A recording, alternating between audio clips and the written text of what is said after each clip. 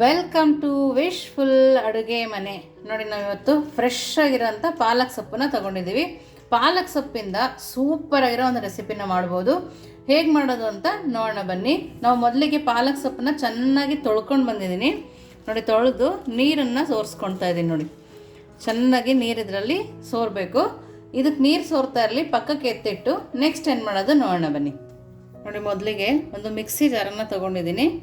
ಇಲ್ಲಿ ನಾನಿಲ್ಲಿ ಒಂದು ಬೌಲ್ ಆಗುವಷ್ಟು ಸಬ್ಬಕ್ಕಿನ ಹಾಕ್ಕೊಳ್ತಾ ಇದ್ದೀನಿ. ನೋಡಿ, ಕರೆಕ್ಟಾಗಿ ಒಂದು ಬೌಲ್ ಇದೆ. ಈ ಬೌಲ್ ಅಳತೆನಲ್ಲಿ ಒಂದು ಬೌಲ್ ಇದೆ. ನೋಡಿ, ಸಬ್ಬಕ್ಕಿನ ನಾನಿಲ್ಲಿ ನೆನೆಸ್ಕೊಂಡಿಲ್ಲ, ಹಾಗೆಯೇ ಪುಡಿ ಮಾಡ್ಕೊಳ್ತಾ ಇದ್ದೀನಿ. ನೋಡಿ, ಈ ಥರ ಡ್ರೈ ಆಗಿ ಇದೆಯಲ್ಲ, ಇದನ್ನು ನೆನೆಸ್ಕೊಡ್ದು ಇದೇ ಥರನೇ ನಾವು ಪುಡಿ ಮಾಡಿಕೊಂಡು ಬರೋಣ. ನೋಡಿ, ಈ ಥರ ಸಣ್ಣದಾಗಿ ಮಾಡ್ಕೊಂಡು ಬರ್ಬೇಕು ನಾವು.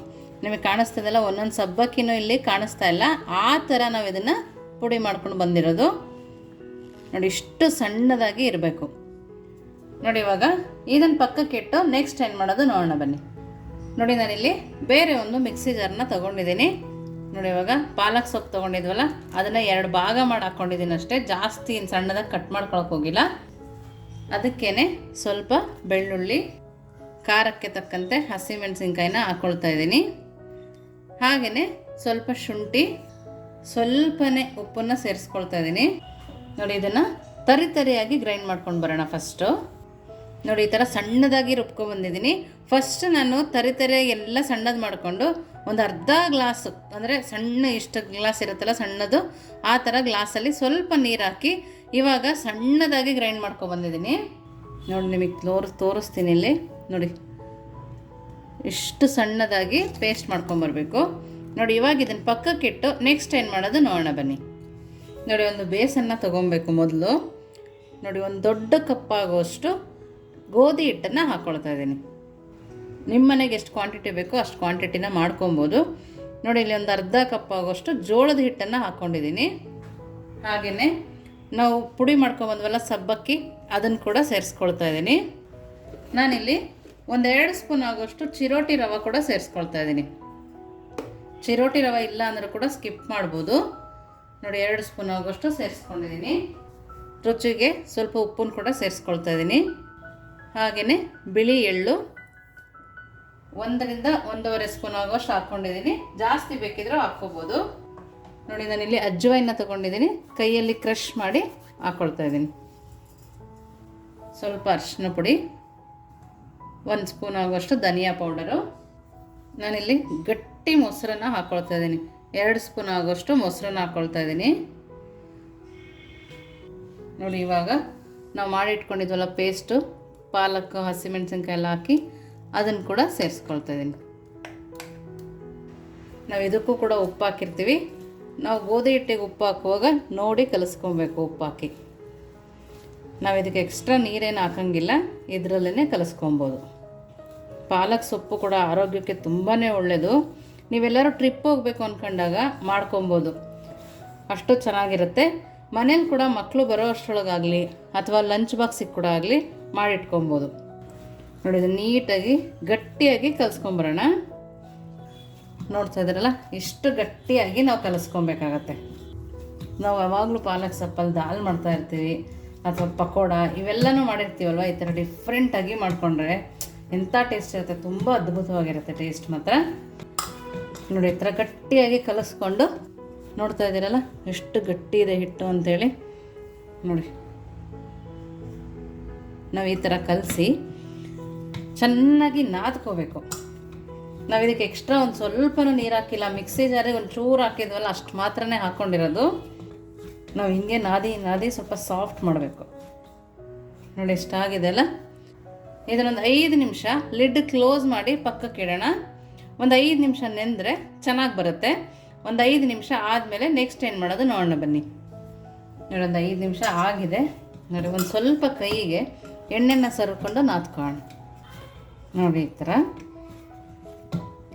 ಇದರಲ್ಲಿ ಒಂದು ಸಣ್ಣ ಉಂಡೆಗಳನ್ನಾಗಿ ಮಾಡ್ಕೊಳ್ಳೋಣ. ನೋಡಿ, ಈ ಥರ ಇಷ್ಟಿಷ್ಟೇ ಸಾಕಾಗತ್ತೆ. ಈ ಉಂಡೆ ಮಾಡ್ಕೊಂಡ್ವಲ್ಲ, ಇದನ್ನು ಇದ್ರ ಮೇಲೆ ಇಟ್ಟು ಸ್ವಲ್ಪ ಹಿಟ್ಟನ್ನು ಹಾಕೋಣ. ಜಾಸ್ತಿ ಹಿಟ್ಟೇನು ಬೇಕಾಗಲ್ಲ. ನಿಧಾನ ಕೈಯಿಂದ ಲಟ್ಟಿಸ್ಕೋಬೇಕು. ಜಾಸ್ತಿ ಒತ್ತಿ ಲಟ್ಟಿಸ್ಕೊಳಕ್ಕೆ ಹೋಗಬಾರ್ದು. ನೋಡಿ ಈ ಥರ ಲಟ್ಟಿಸ್ಕೊಂಡಿದ್ದೀನಿ. ಇನ್ನೊಂದು ಕೂಡ ಲಟ್ಸೋಣ ನೋಡಿ. ಇನ್ನೊಂದು ಕೂಡ ಸ್ವಲ್ಪ ಹಿಟ್ಟನ್ನು ಹಾಕ್ಕೊಂಡು ಲಟ್ಟಿಸ್ಕೊಳ್ತೀನಿ. ಜಾಸ್ತಿ ಒತ್ತಿ ಪ್ರೆಸ್ ಮಾಡಿ ಲಟ್ಸೋಕೆ ಹೋಗಬಾರ್ದು ನೋಡಿ. ಈ ಥರ ನಿಮಗೆ ರೌಂಡ್ ಶೇಪೇ ಬೇಕಂದರೆ ಈ ಥರದೊಂದು ಬಟ್ಲು ತಗೊಂಡು ಪ್ರೆಸ್ ಮಾಡ್ಕೋಬೋದು ನೋಡಿ. ಸೈಡಿಂದೆಲ್ಲ ತಕ್ಕೊಂಡ್ರೆ ರೌಂಡ್ಗಿರೋ ಪೂರಿ ಬರುತ್ತೆ.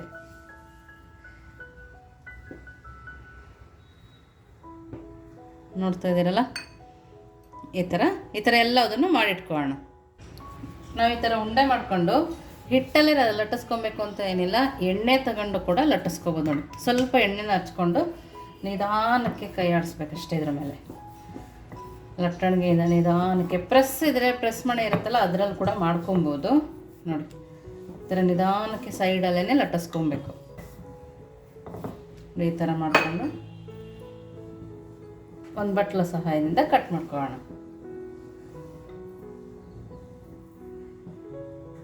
ನೋಡ್ತಾ ಇದ್ದೀರಲ್ಲ, ನಾನು ಎಲ್ಲದನ್ನು ಇದೇ ಥರ ಮಾಡ್ಕೊಂಡು ಬರ್ತೀನಿ ನೋಡಿ. ಒಂದು ಬಾಣಲಿ ತೊಗೊಂಡು ಅದಕ್ಕೆ ಎಣ್ಣೆ ಹಾಕ್ಕೊಂಡು ಎಣ್ಣೆನ ಚೆನ್ನಾಗಿ ಕಾಯಿಸ್ಕೊಂಡಿದ್ದೀನಿ. ಹೈ ಫ್ಲೇಮಲ್ಲಿಟ್ಟು ಎಣ್ಣೆನ ಕಾಯಿಸ್ಕೊಂಡಿದ್ದೀನಿ ನೋಡಿ. ಎಣ್ಣೆ ಚೆನ್ನಾಗಿ ಕಾದಿದೆ.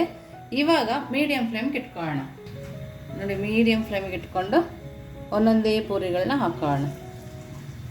ನಮ್ಮ ಖಾರ ಪೂರಿ ರೆಡಿ ಆಗುತ್ತೆ. ಮಹಾರಾಷ್ಟ್ರ ಸೈಡ್ ಮಾಡ್ತಾರೆ, ತುಂಬಾ ಚೆನ್ನಾಗಿರುತ್ತೆ ನೋಡಿ. ನೀವು ಟ್ರೈನಲ್ಲೆಲ್ಲ ಪ್ರಯಾಣ ಮಾಡ್ತೀರಲ್ಲ ಆವಾಗ ಆರಾಮಾಗಿ ಮಾಡ್ಕೊಂಡು ಹೋಗ್ಬೋದು ನೋಡಿ. ಎಷ್ಟು ಚೆನ್ನಾಗಿ ಊದ್ಕೊಂಡು ಬರ್ತಾಯಿದೆ. ಎರಡೂ ಸೈಡು ನೀಟಾಗಿ ಬೇಯಿಸ್ಕೊಬೇಕು ನಾವು. ನೋಡೋಕ್ಕೆ ಕೂಡ ಸೂಪರಾಗಿ ಕಾಣಿಸ್ತಾ ಇದೆ. ನಮಗೆ ಇದಕ್ಕೆ ಚಟ್ನಿ ಆಗಲಿ ಪಲ್ಯ ಆಗಲಿ ಅವಶ್ಯಕತೆಯೇ ಇಲ್ಲ. ಉಪ್ಪಿನಕಾಯಿ ಜೊತೆ ಕೂಡ ತಿನ್ಕೋಬೋದು, ಇಲ್ಲ ಹಾಗೆ ಕೂಡ ತಿನ್ಬೋದು ನೋಡಿ. ಎರಡೂ ಸೈಡು ನೀಟಾಗಿ ಬೆಂದಿದೆ. ನೋಡ್ತಾ ಇದ್ರಲ್ಲ ಎಷ್ಟು ಚೆನ್ನಾಗಾಗಿದೆ ಅಂಥೇಳಿ. ಇನ್ನೊಂದನ್ನು ಕೂಡ ತೋರಿಸ್ತೀನಿ ಅದೇ ಥರ.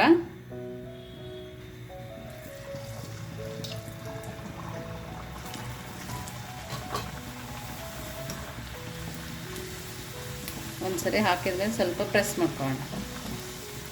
ಲಂಚ್ ಬಾಕ್ಸಿಗೆ ತಲೆ ಬಿಸಿನೇ ಇರಲ್ಲ, ಈಸಿಯಾಗಿ ಮಾಡಿಬಿಡ್ಬೋದು ನೋಡಿ.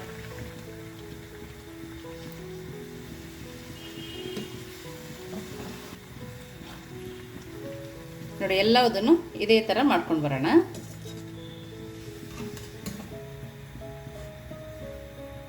ನೋಡಿ ನಾವು ಮಾಡ್ಕೊಂಡಿರೋ ಪೂರಿ ಕೂಡ ರೆಡಿ ಇದೆ. ಖಾರ ಪೂರಿ ಬಿಸಿ ಬಿಸಿಯಾಗಿದೆ ನೋಡಿ. ಪ್ಲೇಟು ಕೂಡ ರೆಡಿ ಇದೆ. ನೋಡ್ತಾ ಇದ್ದೀರಲ್ಲ ಎಷ್ಟು ಚೆನ್ನಾಗಿದೆ ನೋಡಿ. ಕಲರ್ ಕೂಡ ಸೂಪರ್ ಕಲರಾಗಿ ಬಂದಿದೆ ನೋಡಿ. ತುಂಬಿಕೊಂಡಿದೆ, ಅಷ್ಟು ಚೆನ್ನಾಗಿದೆ.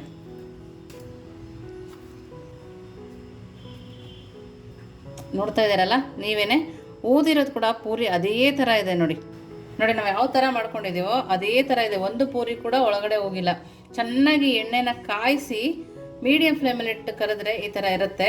ರವೆ ಕೂಡ ಹಾಕಬೇಕು, ಸೂಪರಾಗಿರುತ್ತೆ ರವೆ ಹಾಕೋದ್ರಿಂದ. ಹಾಗೆಯೇ ಸಬ್ಬಕ್ಕಿ ಹಾಕಿರೋದ್ರಿಂದಂತೂ ತುಂಬ ಅದ್ಭುತವಾಗಿರುತ್ತೆ. ಮಾಡೋದಕ್ಕೆ ಕೂಡ ತುಂಬಾ ಸುಲಭ. ನೀವು ಯಾವಾಗ ಬೇಕಂದ್ರೂ ಮಾಡ್ಕೊಬೋದು ನೋಡಿ. ಇದನ್ನು ಒಂದನ್ನು ಒಡೆದ್ಬಿಟ್ಟು ತೋರಿಸ್ತೀನಿ ನೋಡಿ. ನೋಡ್ತಾ ಇದ್ದೀರಲ್ಲ, ಆ ಲೇಯರ್ ಕೂಡ ಎಷ್ಟು ಚೆನ್ನಾಗಿ ಬಂದಿದೆ ನೋಡಿ. ನೋಡ್ತಾ ಇದ್ದೀರಲ್ಲ, ತುಂಬ ಅಂದರೆ ತುಂಬಾ ಚೆನ್ನಾಗಿದೆ, ಕ್ರಿಸ್ಪಿಯಾಗಿದೆ ನೋಡಿ. ಎಣ್ಣೆ ಒಂಚೂರು ಎಳ್ಕೊಂಡಿಲ್ಲ, ಅಷ್ಟು ಚೆನ್ನಾಗಿದೆ. ನಮಗೆ ಇದಕ್ಕೆ ಯಾವ ಪಲ್ಯನೂ ಬೇಕಾಗಲ್ಲ, ಯಾಕೆಂದರೆ ಇದಕ್ಕೆ ಹಸಿಮೆಣಸಿಕಾಯಿ ಶುಂಠಿ ಎಲ್ಲ ಹಾಕಿರೋದ್ರಿಂದ ಪಲ್ಯದ ಅವಶ್ಯಕತೆಯೂ ಇಲ್ಲ.